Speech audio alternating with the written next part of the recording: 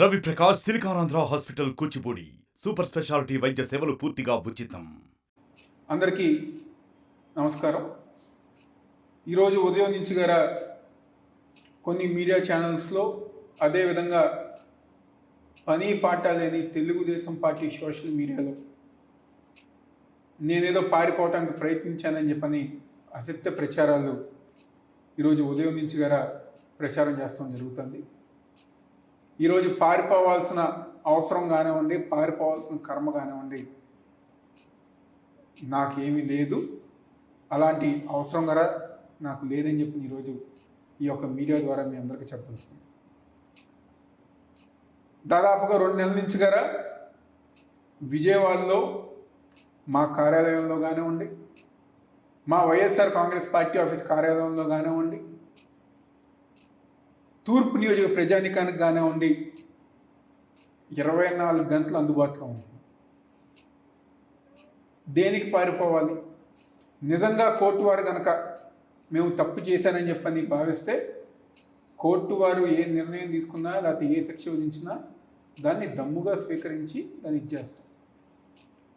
అంతేగాని మీరు పెట్టే తప్పుడు కేసులకి వీటికి భయపడి పారిపోవాల్సిన అవసరం నాకు లేదని చెప్పని మరొకసారి చెప్తాను. ఈరోజు 2019లోనే ఈ రాష్ట్ర ప్రజానికానికి తెలుసు, మరీ ముఖ్యంగా ఆ రోజున్న తెలుగుదేశం పార్టీ సోషల్ మీడియా గారు తెలుసు. చంద్రబాబు నాయుడు గారి ఇంటి ముందు డ్రోన్ విషయం కానివ్వండి, గురజాల్లో తెలుగుదేశం పార్టీ కార్యకర్తలను పరామర్శిస్తాం కానివ్వండి, చలో ఆత్మగురు కార్యక్రమం అప్పుడు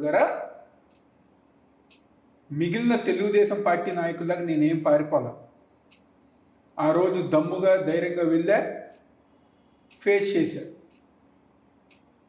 మా తండ్రి దేవినేని రాజశేఖర్ నెహ్రూ గారు మాకు జన్మనిస్తంతో పాటు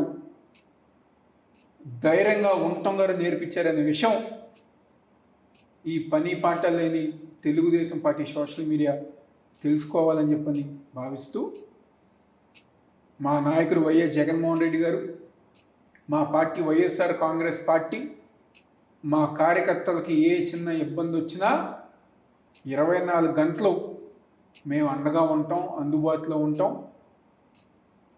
పార్టీ కార్యక్రమాలన్నీ ముందుకు తీసుకెళ్తామని చెప్పిన సందర్భంగా చెప్తూ, దయచేసి రాష్ట్ర ప్రజానికాన్ని, వైఎస్ఆర్ కాంగ్రెస్ పార్టీ నాయకుల్ని, కార్యకర్తల్ని ఇలాంటి అసత్య ప్రచారాలు నమ్మవద్దని చెప్పని మనస్ఫూర్తిగా కోరుకుంటున్నాను.